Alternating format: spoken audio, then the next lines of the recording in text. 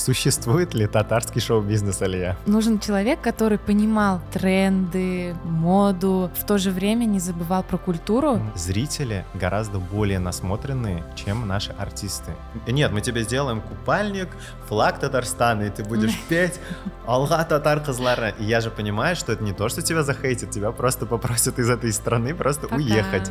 Так или иначе, западный рынок диктует свои какие-то правила. Если у меня в концерте 50 костюмов, то билет стоит уже... Сәлем, Алия. Сәлем, Артур. Ничек хәлләрең? Әйбәт. Біз бүгін ниһаят сенің белән Гуя Матур студияда очраштык. Сөйләшергә чакырдым мен сине. Рахмәт. Бераз гына синең белән фикер алышып, уйланып, ниндидер шундай кызыксындыручан, ниндидер урысча әйткәндә острый темаларны сөйләшеп алырбыз. Һәм дә инде менә шул минутта без урыс теленә күчербез дип уйлыйм. Ни дигәндә, чөнки профессиональ өлкәгә килгәндә мин белемемне татар телендә алмадым. Һәм инде минем коллегаларым да бу подкастны карар дип аңларга теләр дип уйлыйм. Шуңа күрә. Что ж, мы перешли на русский язык. Для тех, кто пропустил первую часть и не понял, сегодня у меня в гостях Алия Карачурина. Это певица татарской эстрады. Да. И я Артур Хайруллин, режиссер, постановщик и продюсер. Сегодня мы обсудим интересные, острые темы, касаемые и татарской эстрады, и в целом, я думаю, шоу-бизнеса в целом. Думаю, будет интересно. Мы перейдем на русский язык, да? Да. Я тоже. Расскажи немного о себе. Да, многие, может, не знают про меня, твои подписчики, твои зрители. Я Алия Карачурина. Раньше я на татарской эстраде была известна как под фамилией Карачурина. Сейчас я вышла замуж. Теперь у меня фамилия Тухватуллина, поэтому вы можете слышать меня как Алия Тухватуллина. Мои песни тоже в моем исполнении. Я певица. Вот даже не знаю, как сказать, начинающая или уже не начинающая. Сейчас вот сегодня мы с Артуром разговаривали, я уже как почти 10 лет в Казани, и пока я училась в институте, пока я работала у Решата в группе, у Решата Тухватуллина, столько времени прошло, и мне кажется, я уже все-таки опыта большого набралась, так как это не гастроли внутри одного какого-то города, это по нашей России гастроли, поэтому, мне кажется, уже не начинающая, такая устоявшаяся. Скажем так, если так можно это сказать, продолжающая. Да-да-да. Восходящая, я бы сказал, потому что, я думаю, это будет правильно. У каждой профессии, мне кажется, есть некий рост. И вот как раз-таки один из моментов, почему мы с тобой сегодня встретились, я думаю, этот момент как точка роста твоего. Вот. И я бы хотел у тебя узнать, в качестве кого ты меня узнала впервые. Потому что я думаю, что в твоей жизни я тоже достаточно недавно появился, и ты тоже не знаешь, кто же я такой, как и часть моих подписчиков, которые знают меня в очень разных амплуа. Да-да-да. Ты очень многосторонняя, многогранная личность, как я наслышана. Сначала я тебя чаще видела как танцора. Это было, наверное, много лет назад в разных коллективах. Потом я начала замечать, что ты и поешь, оказывается. Классные клипы снимал тоже по телевизору, видела твои песни, слышала и была удивлена. Вот теперь я уже знаю тебя как даже это твоя профессия называется сейчас, режиссер. Да, режиссер-постановщик, и которого тоже у меня точка, наверное, роста, это продюсирование. Вот, то есть это вот такой момент. И здорово, что мы с тобой встретились. Да, и вот видишь, не просто так, мне очень понравилось. И я была на концерте Гузели Уразовой, была наслышана о том, что какие-то моменты в создании таких красивых номеров ты участвовал, поэтому я захотела обратиться к тебе. Вот.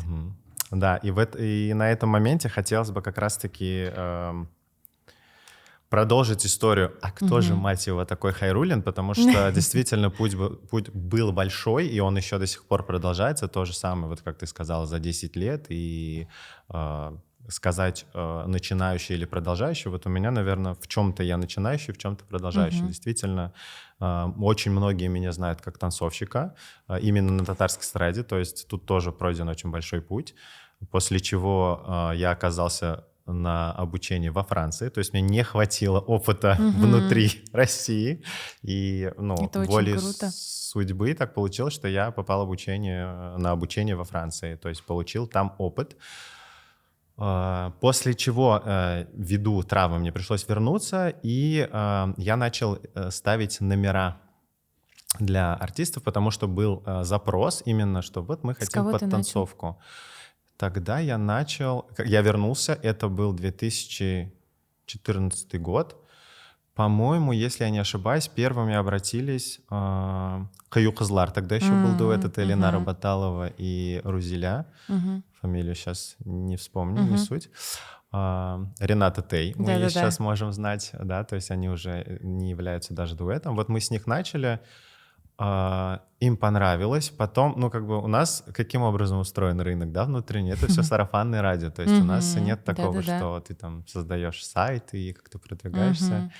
Вот, и как-то увидели одни, потом появились группа Ямле, они готовились к какому-то конкурсу, я сделал номер для них, потом я сделал номер для Дилии Ахмедшиной, потому что она тоже начала сольную карьеру, она ушла из группы, и на одном из выступлений, это, по-моему, была какая-то дискотека. Кстати, по-моему, у нее был номер с баяном. С аккордеоном был номер, где я еще там выходил. Вот классный номер. Ты его видела? Да. Ого, интересно.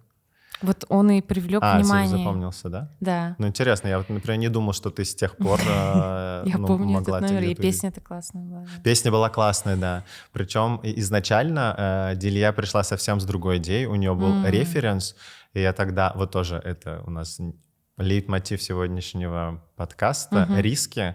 И я рискнул тогда ей предложить другую немножко идею, другую эстетику. Она хотела немножко в такую латиноамериканскую историю уводить. Я говорю, тут нет, даже музыкально, вот это вот модное слово вайба латиноамериканского. Я говорю, давай сделаем во французском стиле. Не знаю, это отсылка была ли к тому, что я учился, и мне это частично было ближе или нет, но звуки аккордеона как будто бы отсылали, и вот момент клише, который есть, да, то есть это же вроде ожидаемо, то есть вот аккордеон и Франция, да, а с другой стороны это не всегда плохо, и иногда это более гармонично смотрится. Это один из, кстати, тогда, да, моих любимых номеров, в которых я сам еще выходил на сцену. Это было что-то необычное на татарской эстраде и привлекло внимание, но вот почему-то у нее... сейчас я о ней вообще не слышала. Сейчас пока да. Мы, кстати, не общались в последнее время. Она как-то немножко подзаморозила, так скажем, свою творческую деятельность. Потом вот мы с ней делали уже выступление. Я уже выступал только как постановщик. И это была дискотека. Мы познакомились с Лилей Хайруллиной. Мы с ней не были знакомы. И я к ней подошел за кулисами, и я помню, у нее для Татар Жиры был классно сделанный номер, и он мне действительно очень нравился. И я подошел и сказал ей, говорю, комплимент, что мне очень понравился номер. Она была в шоке, потому что ни для кого не секрет, внутри шоу-бизнеса не принято на самом деле хвалить людей. Комплименты делать. И это звучит, и это выглядит иногда очень странно и непонятно. Обычно то есть это ты ловишь сарказм. Только взгляды такие странные и замечания. Либо комментарии. Это, кстати, вот мы продолжим на этот счет.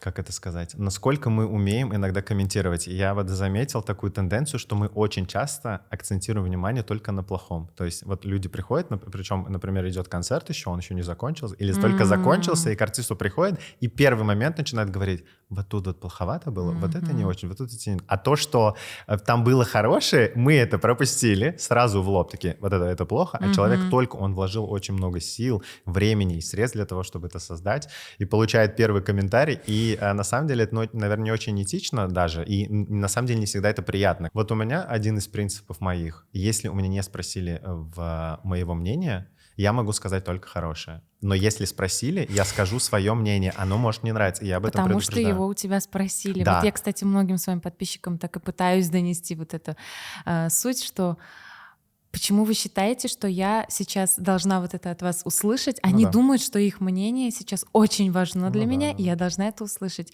Если я только напишу в сторисе, например, дорогие подписчики, посоветуйте, пожалуйста, вот тогда я понимаю, я могу... И уже принимаю как есть, потому что это их мнение. Но когда они спрашивают, это вообще неприятно, конечно. Но я думаю, здесь момент реалий нашей современности, того, что мы, артисты, стали очень близкие к зрителю. То есть если мы даже где-то отмотаем вообще лет на 15, не было такой возможности. То есть был такой... Они видели их только на концертах и могли с ними пообщаться, если... будет возможность. Да, сейчас есть доступ напрямую в любое время суток из любой точки мира еще написать. На ты, еще артисту на ты. Я вообще удивляюсь. И удивляться, что вот это тоже интересный момент, как с этим общаться. То есть, я думаю, что это про какие-то личные границы, которые выстраиваются, и в целом вот про принципы. Хочу еще момент дорассказать вот этого пути. Ты спросила, как все это начиналось. То есть кто-то, опять же, меня знает как танцора, то есть из танцев, в принципе, все это в режиссуру и пришло. И момент, когда я себе немножко вообще позволил вот уходить в эти риски и творчески, и по-другому подходить к созданию номеров, тогда у меня еще не было никакого даже намека на режиссурское образование, вообще я не знал, что это, как и как это работает, просто я делал по наитию, по интуициям, благодаря вот этой западной своей насмотренности. И мы стали очень много экспериментировать с Лилей Хайруллиной. Познакомились мы с ней в закулисье, когда я делал очередной номер для Дилии Ахмедшиной. И вот как раз я начал говорить про историю, что у нас не принято хвалить. И мы с ней познакомились только на фоне того, что я похвалил ее какое-то выступление, которое мне очень понравилось. И действительно, это было в том ключе, это было креативно, необычно для татарской эстрады. И я такой, вау, наконец-то кто-то это сделал, что использовал экраны, использовал техническую составляющую через творчество. Не так, то, что вот у нас есть экраны, ну, как бы и ладно, и какой-то там пляшет контент. А нет, совместили. И тоже это кто-то сделал. Да, это было круто, да. На тот момент это была режиссер, она есть и сейчас, Ирина Алешина, и с ней мы потом еще работали в рамках... Она работает в Казани. Да, в рамках концерта Ильвины, когда тогда я еще был хореографом этого концерта, причем вот тоже взаимосвязь вот этого внутреннего рынка, назовем его так, да, то, что мы познакомились в кулуарах, Лиля меня пригласила ставить хореографию на ее концерте, буквально после того, как вышел ее концерт, и она сделала пару сториз, мне на следующий день звонит Ильвина и говорит, я хочу поработать с тобой, потому что она увидела мой подход другой какой-то в хореографии и захотела со мной поработать. Потом... Сарафанное радио намного быстрее. Да, то есть, пока у нас она так работает, это, с одной стороны, и хорошо, потому что, в принципе, у нас нет такого большого рынка для того, чтобы создавать какие-то, я не знаю, там, портфолио или еще что-то, как бы нет в этом пока надобности. Но я очень надеюсь, что это будет возникать, что будут появляться все-таки специалисты другие, у которых тоже будет подход такой, который, возможно, посмотрит этот подкаст, скажет, да, я вот хотел предложить какому-то артисту другое решение, пожалуйста, предлагайте артистам другое решение, потому что на самом деле очень часто они тоже этого ждут. Просто очень часто бывает, что люди не знают, к кому обратиться. И это такой момент, что вот люди могут вот так вот рядышком стоять, возможно, они бы очень крутой сделали творческий продукт, но вот этот момент иногда стеснения или того, что никто не может подойти. Гордость какая-то. Подойдите, да, просто предложите историю, а давайте сделаем так. У нас с Лилей было очень много таких моментов. Правда, в моменты Лили мне говорила, это перебор, я так не могу.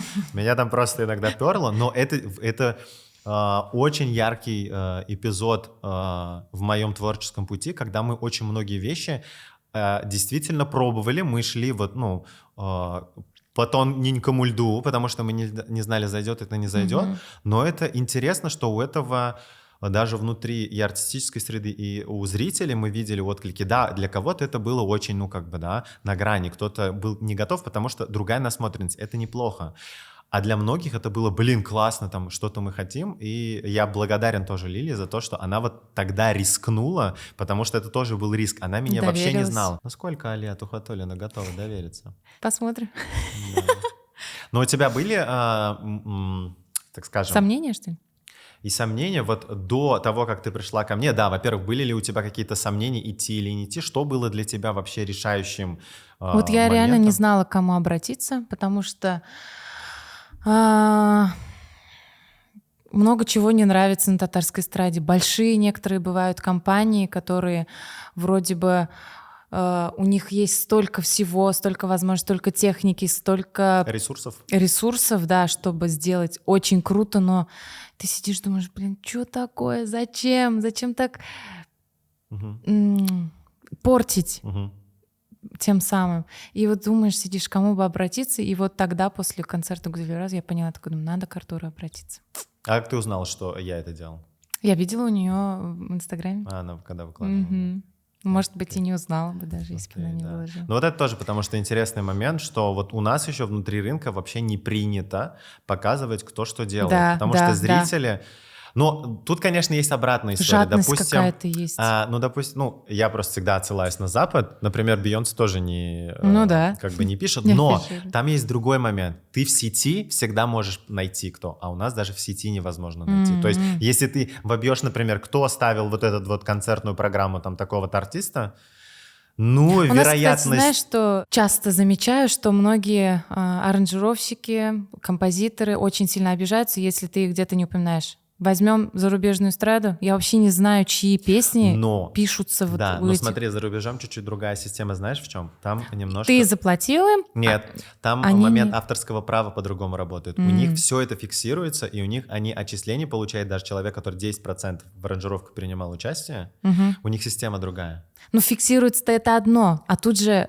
Это да. У нас-то они хотят просто быть Я понимаю, потому что узнанными. У нас рынок другой, да, им хочется, чтобы... понимаешь, потому что если за рубежом зарабатывают хорошо, неплохо зарабатывают на роялти, у нас на роялти ты просто не заработаешь. Я не вижу смысла обижаться. Ты заплатил этому человеку за его работу, но вы же не договаривались о том, что тут ты другой будешь... момент, насколько ты на берегу договорился, что вот... Ну, да. Это вот как мы с тобой сейчас, вот договоримся на берегу или нет, ты скажешь, вот вдруг мне не говорить? я не буду писать, не буду отмечать. Ну, тут уже и так все узнают, Да, опять же, смотри, узнают те, кто на меня подписан и следит за тем, что я делаю, они узнают. Меня? А если у тебя, допустим, что-то просто, ты выложишь какую-то фотосессию, допустим, где я приложил, как говорится, свое участие, или какой-то номер, допустим, да, не знаю, ты выступаешь на премии какой-то, я тебе там сказал, давай номер тебе такой поставим. И ты, допустим, делаешь нарезку из этого выступления, и все. И то есть те люди, но с другой стороны, тут два момента.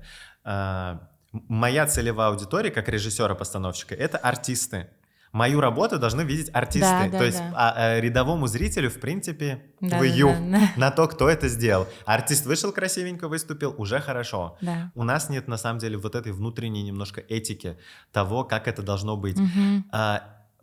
Почему я считаю, что это должно быть? Потому что это бы способствовало некому развитию. Потому что когда мы друг с другом общаемся, даже если мы где-то не сходимся во мнениях, мы друг другу помогаем расти. Даже тот момент, что артисты там говорят, ой, вот здесь плохо, это на самом деле классно, потому что если ты прислушиваешься и ты считаешь, что это так, ты можешь это исправить и стать еще лучше. Если, как ты говоришь, не обижаться на это. Да.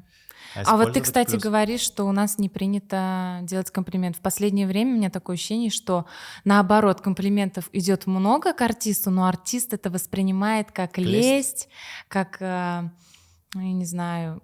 А вот так как не воспринимает, Да. Тут момент подхалимства тоже есть, потому что действительно ты не знаешь. Я всегда поэтому спрашиваю, я говорю, а с какой целью человек вот это сказал? То есть он сказал это просто действительно, потому что ему хотелось сказать, или у него есть какой-то двойной, вот, как говорится, вторичная выгода в этом сказать именно так. Артур Хайруллин тебе льстил уже, успел, вот он.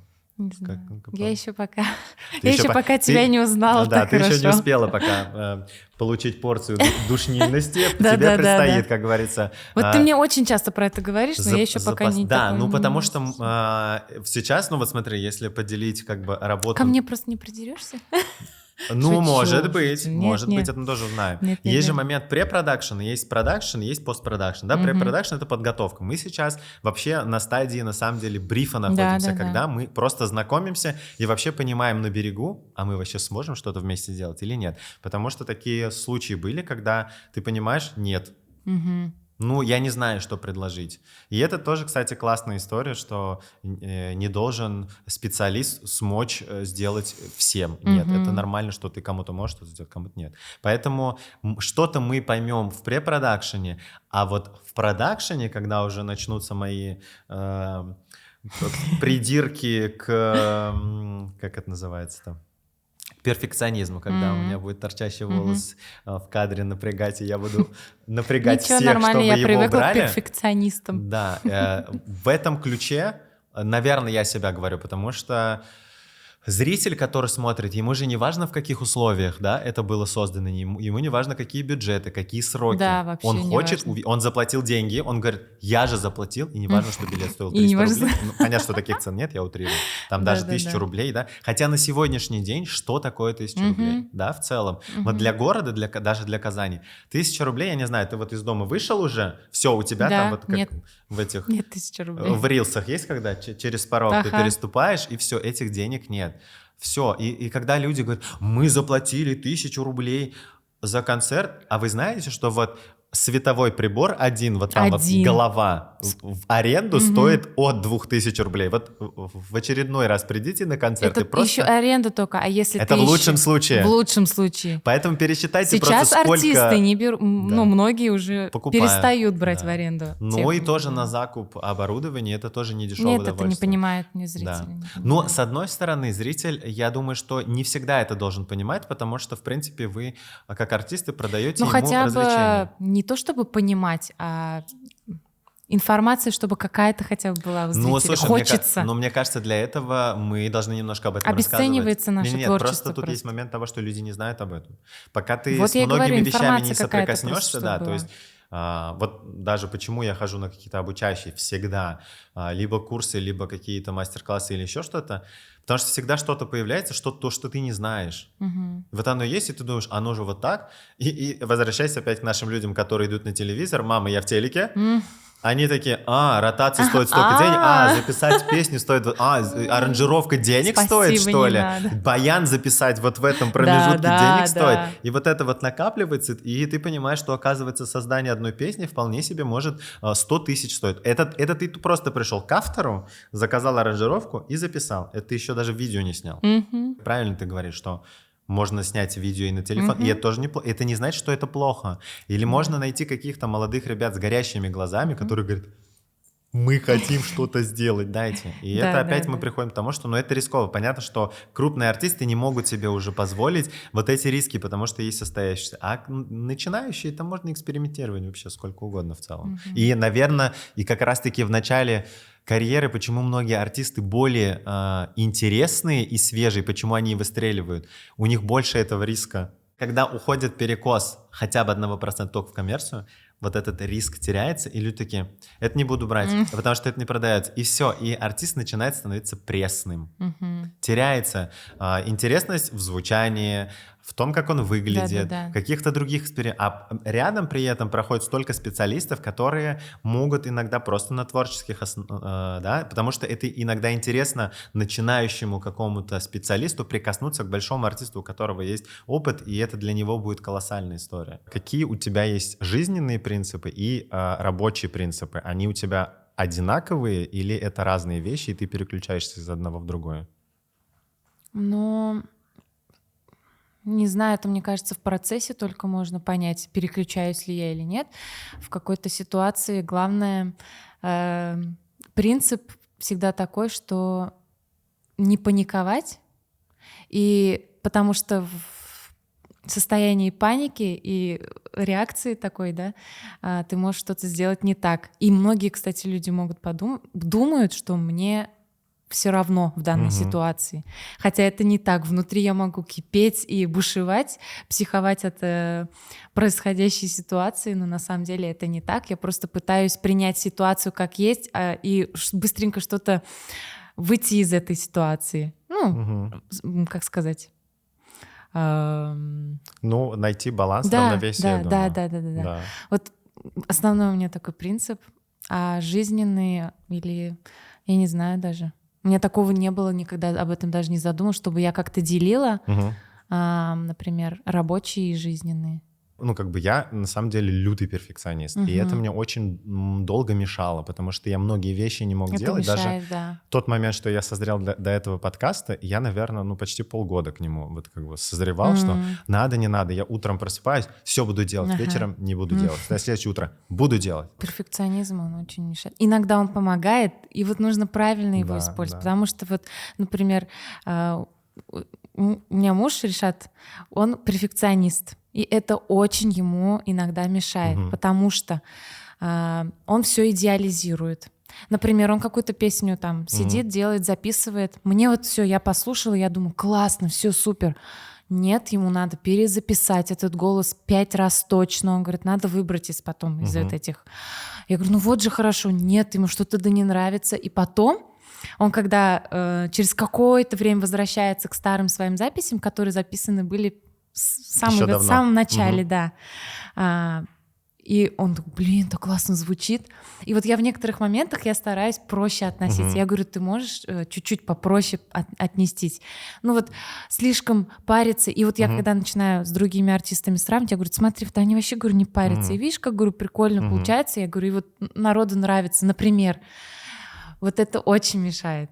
Я с этим соглашусь. Но иногда, может быть, это и помогает. Например, если дома какой-то порядок брать, это же тоже перфекционизм. Ну, конечно, да. Если его не будет, ты там, думаю, тоже можешь забивать там на какую-то чистоту или порядок. Возвращаясь к принципам, про которые я спросил у тебя, наблюдая себя в течение этого года, я пришел к заключению, что один из моих принципов — то, что я делаю и в жизни, и на работе, в первую очередь должно меня радовать. И если меня это радует, это будет радовать окружающих. Потому что вот даже когда ты спросила про постановки, которые там ты видела даже у Дили, тогда мне это было в радость, мне было интересно, у меня были горящие глаза. В какой-то момент мой перфекционизм меня перевесил, и я начал понимать, что я ловлю лютый стресс. То есть я что-то делаю, а радости нет. То есть через месяц я могу посмотреть и сказать, вау, это же было классно, но я вспоминаю свои ощущения в моменте, и я понимаю, что я испытывал столько вот, ну, как бы где-то ненужной ответственности, где-то какого-то дискомфорта, только потому что я забыл, что в первую очередь то, чем я занимаюсь, должно приносить некую радость. Обязательно, да. Следующий мой вопрос звучит так. Существует ли татарский шоу-бизнес, Алия? Как ты считаешь? Конечно. Это же все-таки шоу-бизнес. Мы делаем... Мы создаем творчество какое-то, продаем его, соответственно, показываем все и по телевизору крутится все, и на площадках всех музыкальных крутится, а это, соответственно, и круговорот такой зарабатывания и денег, и ты как показываешь себя миру. Мне кажется, это и есть шоу-бизнес. Ну и тут еще отношения между артистами тоже. Это тоже входит в шоу-бизнес. Ну да. А скажи, вот мы уже уходим немножко во внутрянку. Сталкиваешься ли ты с каким-нибудь, допустим, дефицитом специалистов? В нашей эстраде, в татарском шоу-бизнесе это есть, так как в нашей вроде бы как бы небольшой, но татарской эстраде очень мало вот таких режиссеров, постановщиков крутых, к которым бы ты хотел обратиться. И мы ведь все смотрим на русскую эстраду, на зарубежную эстраду, и, соответственно, пытаемся почему-то, конечно, их догнать, но в то же время нам нужно держать свои традиции. И вот чтобы нужен человек, который понимал сегодняшние тренды, моду, и в то же время не забывал про культуру, и чтобы это совмещал. Вот это вот тяжело такого человека найти. Мне кажется, дефицит конкретный есть. Дефицит есть. Каверзный, конечно, вопрос с точки зрения, как ты чувствуешь нехватку или еще что-то. Тут просто мы опять возвращаемся, на самом деле, на вопрос про принципы, и отсюда я хочу тебя увести в другой вопрос. Ты вот сказала, что мы занимаемся творчеством и его продаем. Это правильное позиционирование. Отсюда у меня следующий вопрос. Ты больше про творчество или больше про коммерцию? В первую очередь сначала про творчество, так как часто тоже с Ришатом это обсуждаем, потому что это всегда боль артиста, как бы угодить зрителю. С одной стороны, ты не должен никак угождать. Я вот это всегда говорю Ришату. Ты ведь делаешь творчество, и это то, что исходит из тебя внутри. И нравится ли это ли зрителю или нет, это уже второе дело. Потому что каждой песне найдется свой слушатель. Абсолютно согласен. Вот, и мне кажется, здесь тоже тоже перфекционизм идет, угодить ли зрителю или нет. Вот, мне кажется, этого не всегда нужно делать, но мы же продаем. Это уже третий вопрос. Но смотри, так как мы продаем, надо ведь угодить, чтобы она продалась. И мы опять возвращаемся к моменту про баланс. То есть в соотношении тебя, ну, допустим, пусть будет шкала вот такая, да, 100%. То есть здесь творчество, здесь коммерция. То есть у тебя это в равном количестве или у тебя что-то перевешивает в какую-то сторону? Мне кажется, в равной. Я в равной? пытаюсь вроде бы стараешься... делать то, что мне нравится, и в срезе того, что актуально. Да. Чтобы продавалось. Но это классная история. Ну, не знаю, получается у меня или нет, это уже тоже от зрителей. Вот узнаем на свои концерты. Да, но, как я говорю обычно, вы это узнаете по тому, как продаются ваши билеты. Да. Я хотел обсудить вот как раз-таки в срезе, да, то есть мы понимаем, что татарская эстрада — это локальный бизнес, он небольшой, то есть это простая математика. Мы понимаем, что если посчитать все количество татар, которые есть, мы можем обратиться там в Википедию и понять, сколько, в принципе, миллионов этих татар существует по миру. И мы понимаем, сколько их локально собрано здесь. В принципе, если мы опять возвращаемся к теме татарского шоу-бизнеса, мы понимаем, что это простая механика. Это, в первую очередь, ключевое слово здесь бизнес. И когда мы создаем некий продукт музыкальный, мы должны понимать, сколько есть целевой аудитории, логично, которой мы ее можем продать. И тут, наверное, момент, почему у нас есть нехватка специалистов, в первую очередь связано с тем моментом, что не такой большой рынок сбыта. И, естественно, люди, которые маломальски хотят, неплохо зарабатывать, как говорится по-татарски, «тәмле ашап матур киініп», вкусно кушать и красиво одеваться, кто-то уезжает просто, да, или с локального рынка. Или переключается на что-то другое, даже, может быть, не на русский шоу-бизнес, не на российский, точнее говорить, да, а просто меняют сферу деятельности, смежную, вот, для того, чтобы, как говорится, хорошо существовать. Ну, тут уже человек выбирает. Либо ты живешь и кайфуешь от того, что ты делаешь, либо живешь и пыжишься, чтобы больше заработать. Но я не знаю, будешь ты от этого кайфовать или нет, это уже потом ты только узнаешь об этом. Соглашусь, да. Многие, потому что сейчас, вот я замечаю, татарские артисты пытаются и на русскую эстраду перейти. Вот не знаю, это тоже стремление заработать больше или Я думаю, что это точка роста. Не знаю. Я считаю, что это хорошо, объясню почему. Потому что вот даже на своем примере, когда... Или просто аудиторию прибавить к себе. Но это тоже неплохо. Это как бы если мы возвращаемся к вопросу бизнеса как бизнеса, мы понимаем, что увеличение доходов — это классно. То есть за счет этого мы можем улучшить свой продукт. Как бы песня — это продукт, да, то есть я в этом ключе к этому немножко так очень коммерчески отношусь, но это так и есть на самом деле, потому что есть понятие как музыкальный рынок, и мы в нем существуем. Вот. И, соответственно, выход на более широкую аудиторию, на новый рынок дает возможность сделать другой контент и возможность сделать его чуточку, возможно, качественнее за счет того, что появляется больше аудитории и платежеспособность увеличивается, то есть увеличивается конкуренция доходы. тоже увеличивается. В том числе, но это плюс. Это то же самое, почему я радуюсь, что внутри татарской эстрады сейчас очень много певцов. У нас зрители очень часто жалуются, вот, у нас сейчас все поют. Во-первых, тут есть первый момент. Мы такой народ, такая народность. Иногда это так удивляет. Я включаю канал Майдан или ТМТВ, и я смотрю столько певцов, столько артистов, которых мы вообще не знаем, и я просто не понимаю их вот смысл. Но есть такие люди, конечно, мне кажется, они сидят такие, я что ж так могу? Надо надо записать песню, клип, и все, и дает. Им просто классно сидеть себя вот так. Но нужно ли это? Но это тоже путь. От этого я бы не хотела никого обидеть и говорить, что засоряется, телевидение, но... А возвращаясь к людям, которые выходят и делают такую историю, я считаю, что это должно быть. Во-первых, это было всегда. Даже во времена наших великих мэтров, там, и Ильхам Шакиров, и Альфия Афзалов, был ряд артистов, которых мы сейчас не помним, но они были. И тогда просто рынок был другой. И в те времена был худсовет.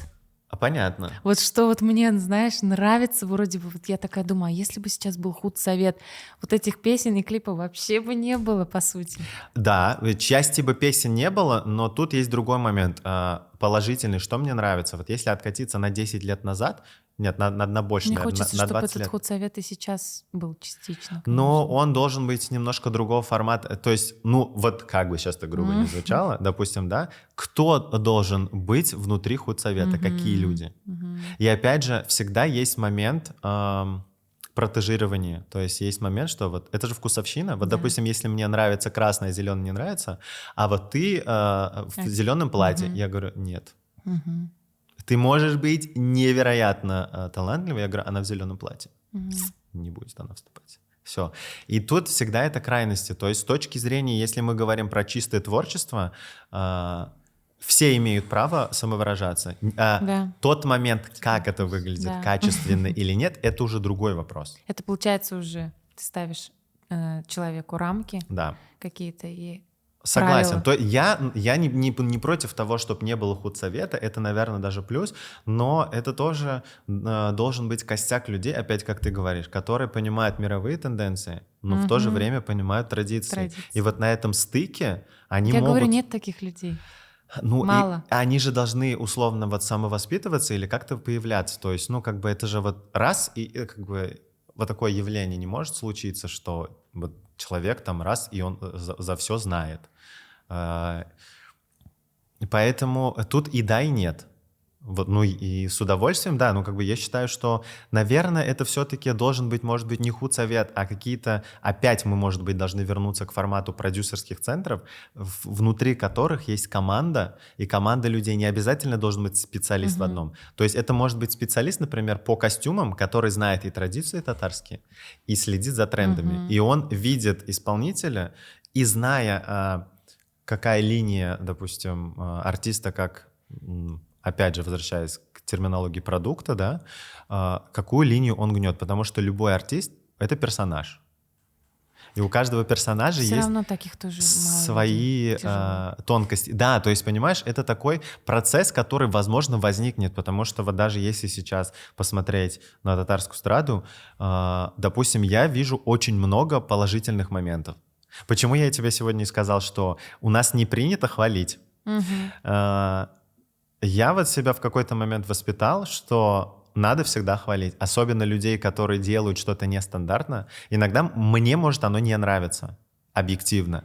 Но я вижу, что человек делает так, как он чувствует. И это очень важно, потому что у меня были моменты, когда мне ломали крылья, ну, как бы именно с творческой стороны. Я хотел сделать по-другому, я понимал, что это нужно, а у меня не было поддержки. А что дальше? Да, то есть мы хотим...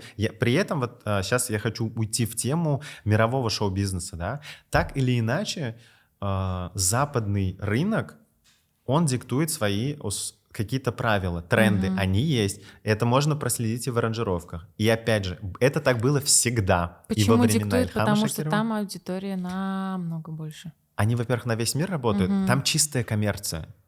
Там присутствует момент творчества. Во-первых, там бешеная конкуренция. Это не как у нас. Я у нас смеюсь, что руки, ноги есть, значит танцор. Рот открывается, будешь петь. У меня иногда вот ощущение, что в телевизоре по такому принципу ротируются клипы. Да, это кому-то неприятно. Но я понимаю тот факт, что хорошо, там в моей жизни путь сложился таким образом, что я прошел определенный путь, мне посчастливилось поработать с очень крутыми людьми, попасть на какие-то классные проекты, это меня воспитывало, и часть моей миссии, на самом деле, почему даже уехав уже из Казани, я продолжаю свое сотрудничество с татарскими исполнителями, потому что я являюсь частью этой культуры и частью этого народа.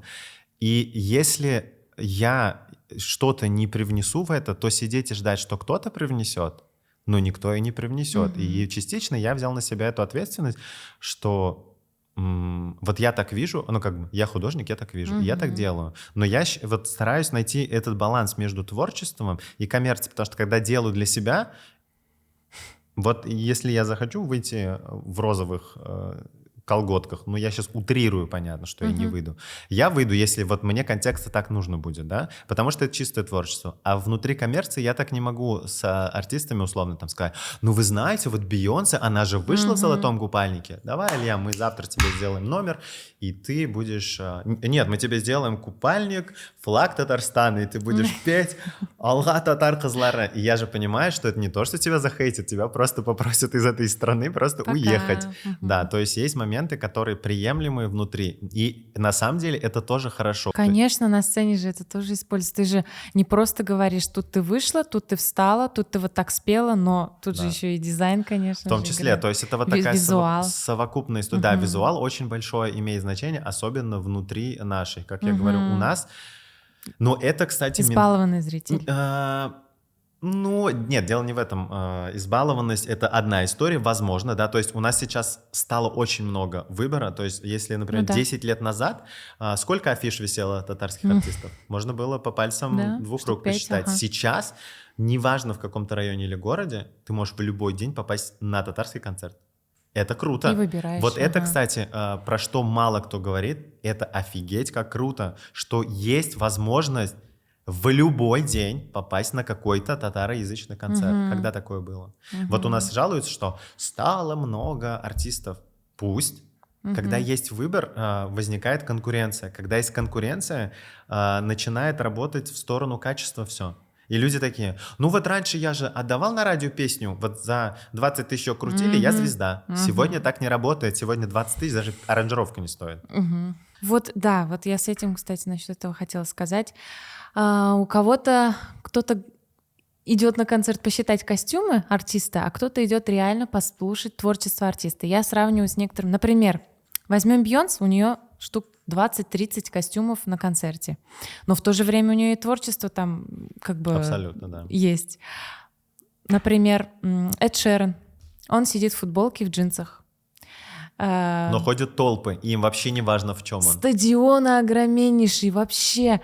Алексей Чумаков, один костюм на весь концерт, никаких экранов.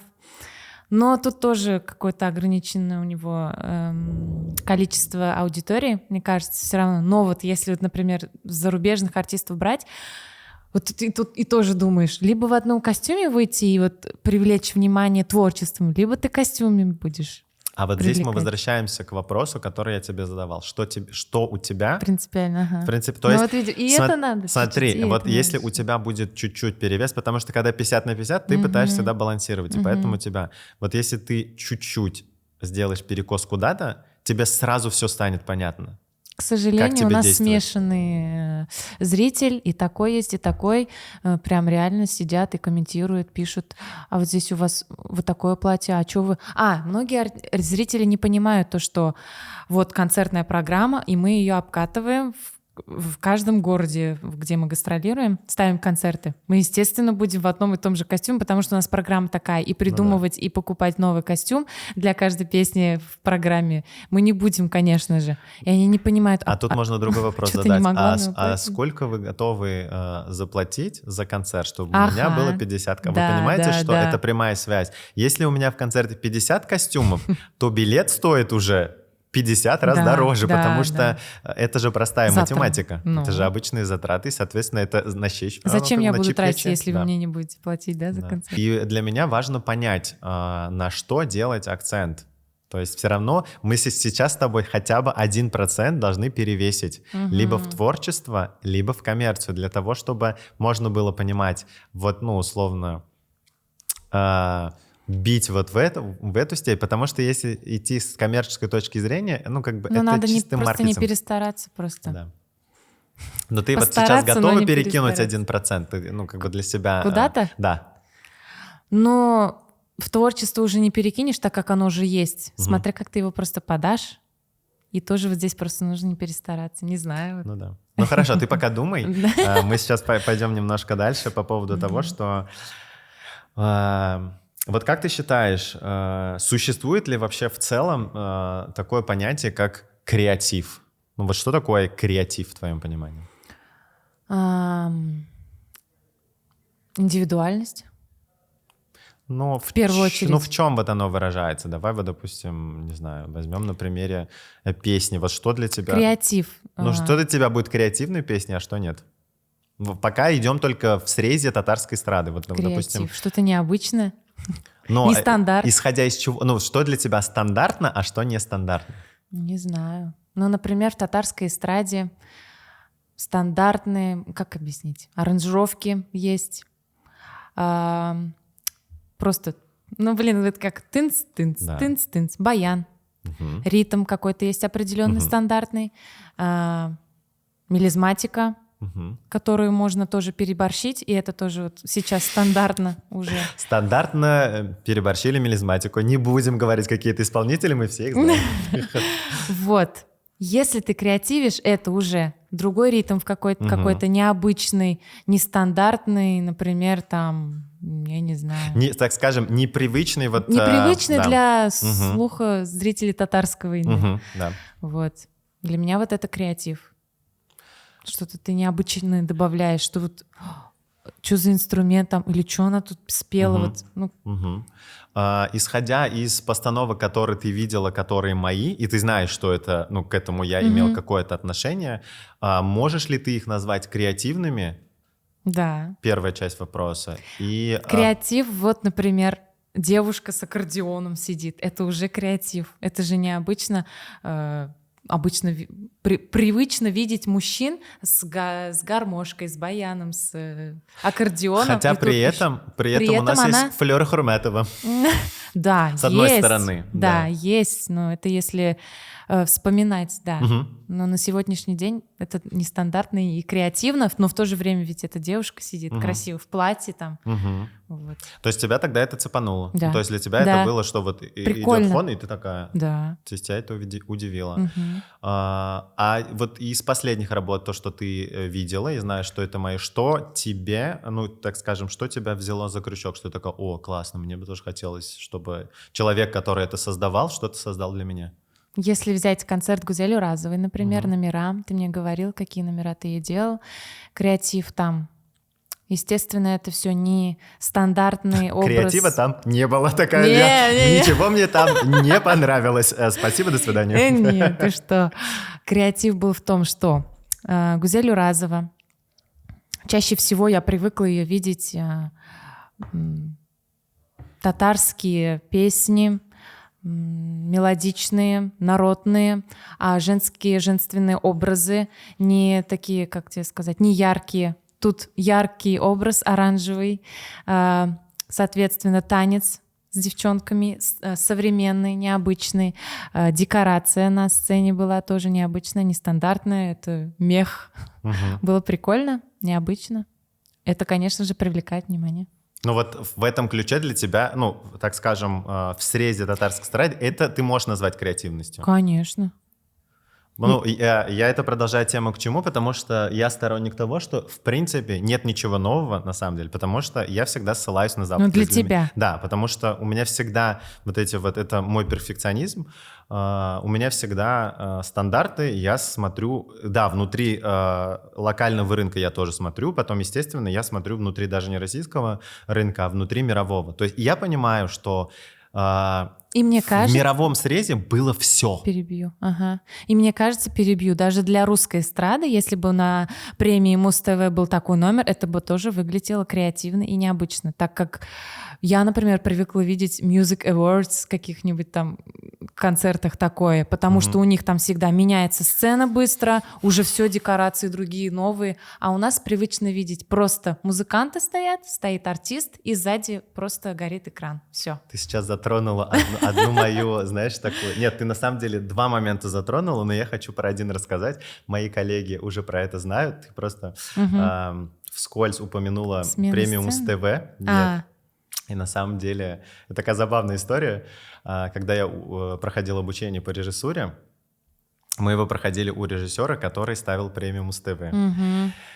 И как бы смешная часть этой истории в том, что когда я шел на это обучение, мне сказали, ну, конечно, вот вы сейчас туда пойдете с вашими идеями, у вас их украдут и поставят. Я такой, ну нет, вы что, мы же идем к таким. Спойлер. Так и было? Идею, которая была из моего домашнего задания, была реализована внутри премии Муз-ТВ 2021. Обалдеть. Это факт, как бы у этого есть подтверждение, но для меня это на самом деле было круто, то есть я на тот момент себя не считал режиссером, и то есть вот этот момент, что мою идею реализовали внутри премии Муз-ТВ, это был самой лучшей оценкой того, что я делаю, что я не тупица, и я двигаюсь в правильном направлении. Ты не расстроился, то есть? Я вообще не расстроился, потому что для меня это было признаком того, что, ну, как там иногда говорят, учитель превзошел своего мастера. Я бы так, конечно, не сказал по поводу превзошел, но в тебе этот момент... было бы приятно услышать от преподавателя, или он кто сказал, это что он вдохновился моей идеей. То есть, если всё, нужно, тогда. то как бы это просто зафиксировано. Самое смешное, что у этого как бы есть видеоподтверждение, то есть, чтобы люди не думали, Прикольно. что я эту историю придумал сейчас на ходу. Это факт. Правда, мой самый главный критик в моей жизни — это мой младший брат. Он говорит, конечно, идею, которую я придумал, наверное, не совсем стоит этим гордиться, потому что это идея самоироничная. Вот, я не буду сейчас спойлерить, когда придет время, я расскажу об этом номере, об этой ситуации. Вот. Но возвращаясь к тому, что ты говоришь, что для тебя это было уровня такого, Да. и возвращаясь к тому, что у меня мои стандарты, они изначально вот такие, и мне и хочется, чтобы внутри нашей локальной эстрады есть артисты, которые могут себе это позволить. И я считаю, Но что еще они ведь должны... понравится ли их зрителю это, примут ли они это. А тут вопрос того, насколько ты... Вот опять угождать. Нет, тут вопрос, момент в том, что насколько ты чувствуешь свой культурный код. То есть есть вещи, которые я понимаю, что зайдут, а есть вещи, которые будут вот такой, знаешь, как скрип по стеклу, такой... Вот этот вот. И здесь... как бы мой, наверное, ввиду опыта, который я прошел, я понял уже, какие вещи можно вкидывать, а какие, ну, они никогда, условно, не будут пользоваться успехом, и это хорошо. Вот тот же пример с купальником, который я приводил. И я считаю, что это круто. Я не считаю, что вот даже это понятие «мон», которое невозможно перевести, да, я не представляю, например, как можно петь красивую песню, и при этом ты стоишь, ну, в купальном костюме. Ну, у тебя как бы добрый вечер, как бы булки торчат сзади, да. Ну, то есть для меня это неприемлемо, и я считаю, что это классно, то есть в этом ключе. Поэтому вот этот вот баланс, опять мы возвращаемся к вот этой теме баланса, который ищешь. Просто вот для себя в работе у меня перевес в творчество. Это сильно видно, то есть в номерах, которые я делаю, то есть там это конкретно перевешивает. И подытоживая, я думаю, наш сегодняшний подкаст, я вот к чему хочу привести, к теме риска, потому что вот все, что мы делаем, а то, что я делаю, это всегда очень рисково. И любой артист, который ко мне обращается, это всегда лютый риск, потому что, ребята, я очень сложный человек. Возвращаясь к тому, что это риск, и те, кто ко мне приходит, должны быть готовы к этому риску, потому что я больше творческий человек. Понятно, что в том сегменте, в котором я работаю, я, естественно, не буду предлагать какую-то несусветную дичь. Я такой, а давайте-ка мы так сделаем вот такое вот. Нет, такое я предлагать не буду, конечно же. Как ты считаешь, вот мы поговорили с тобой на тему креатива, что мы уже как будто бы решили, что я где-то креативный человек, но я так не считаю. Шучу, конечно, считаю, но с долей самоиронии. Как ты считаешь, сколько может стоить идея вообще? Как оценить креатив? Можно ли его вообще, можно ли оценить креатив? Нет, потому что вот, например, мы можем снять клип на телефон. И никто сейчас не поймет, так как сейчас очень круто делают телефоны, хоть возьми ты это iPhone, хоть возьми ты какой-то Android, ты можешь круто сделать контент на телефон. Абсолютно. И показать по телевизору, и никто не поймет, снял ты это на камеру какую-то крутую, профессионалы дорогую. поймут, конечно же, на что это снято, но обычный обыватель, скорее всего, не поймет. Купится ты это или нет, ты тоже поймешь только потом. И Ришату клип снимали в Турции на телефон, Айгуль просто так решила отснять. классные, блин, погода, локации, песня, все. Поэтому, мне кажется, не всегда можно дать цену какому-то... Да, ну да, стоимость. Задам каверзный вопрос. Вот ты уже сегодня ко мне сюда пришла. Как ты считаешь, сколько ты готова потратить на креатив с Хайруллиным? Каверзные вопросы. Вы думали, все будет сколько? красиво? Скандал, интриги, расследования. Сколько Алия Тухватуллина готова потратить денег, чтобы Артур Хайруллин сделал ей что? Выступление? Давай решим, что одну постановку, да, концертный номер какой-то перформанс. Вот давай, сколько... Если просто одну постановку, одну номер, постановку. я готова потратить 100 тысяч. 100 тысяч. Принято. Окей, ну и сейчас конверты в студию, и сейчас мы узнаем, насколько Алия Тухватуллина фартовый человек. Мой номер стоит 200 тысяч. Да, мой номер стоит 100 тысяч евро. Карта к номеру привязана. Конечно же нет. Вот. Сейчас мы с тобой и узнаем, выпадет ли тебе постановка шоу-номера и сколько это может стоить. Потому что я тебе предлагаю сыграть в одну рисковую игру с 10 конвертами. И мы узнаем. Ну что, Алия, ты готова рискнуть? Готова. Ты вообще фартовый человек? Когда как, но чаще, по-моему, да. Хорошо, сейчас мы это проверим. Смотри, перед тобой 5 конвертов. В каждом конверте разная услуга. Создание песни, создание шоу-номера, создание концепции целого шоу, создание какого-то видео и создание образа. Ты сейчас выбираешь один конверт, открываешь и смотришь, что выпало тебе. У меня 5 конвертов с ценой. Тут 5 конвертов. Сколько где-то... это будет стоить? Да. Ну, не сколько это будет стоить, сколько ты готова потратить на продакшн этого. То есть, на самом деле, я, в принципе, это такой некий подарок от меня. Но здесь есть один конверт с нулем, он пустой. То есть ты сейчас, по идее, можешь получить просто бесплатно креатив. Креатив от Хайруллина бесплатно, никогда такого не было и не будет. Не знаю, может и будет. Вот. От 0 до 200 тысяч. То есть где-то 50, где-то 100, где-то 150, где-то 200. Ну что, ты первая? Чтобы тебя не расстраивать. Да. Давай, погнали.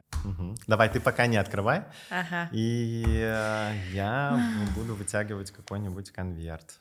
Не знаю, вот... Они все одинаково выглядят. Эти не 300. Я не знаю. А там нет 300. Мне придется 2 конверта совместить. Так вот, я не делал такой. Ну пусть будет вот этот. Ты фартовая, я тебе могу сказать. Потому что я вытянул пустой конверт. А теперь мы будем смотреть, что же выпало тебе. Ну, в принципе, мы уже можем сказать, что в принципе ты уже в плюсе. Да. Там, конечно же, все на английском. Я люблю англицизм. Да? Привет. Я должна перевести. Костюм. Да, создание образа. Костюм — это создание образа. То есть, ну смотри, так как это история про творчество, то есть это немножко будет такой, ну, так скажем, арт-проект. То есть круто, что на самом деле выпал 0, потому что мы можем на самом деле рискнуть, потому что я смогу в полной мере сделать действительно из этого что-то творческое, а для тебя это тоже будет какой-то... Ну, то есть и ты ничего не теряешь. Ага. Да. И я ничего, в принципе, не теряю. Поэтому я считаю, что это круто получилось. Давай, супер. Вообще прикольная штучка, конечно. Игра. Да, класс. Что ж, давай мы с тобой договоримся, что на реализацию этого проекта у нас с тобой есть месяц. То есть в течение месяца мы с тобой... Я сначала создаю мудборд, тебе его предоставляю, мы с тобой все это согласовываем, и в течение месяца я должен это реализовать. Окей, все, договорились. Алия, я считаю, нам не хватило этого времени, я бы еще с удовольствием бы обсудил с тобой очень острые, интересные темы, потому что это всегда, очень важно развиваться внутри индустрии. Спасибо тебе. Обмениваться информацией. Да, я тебя благодарю, что ты пришла сегодня сюда, что ты рискнула. Я надеюсь, тебе понравилось. Тебе понравилось? Очень понравилось. Спасибо за приглашение.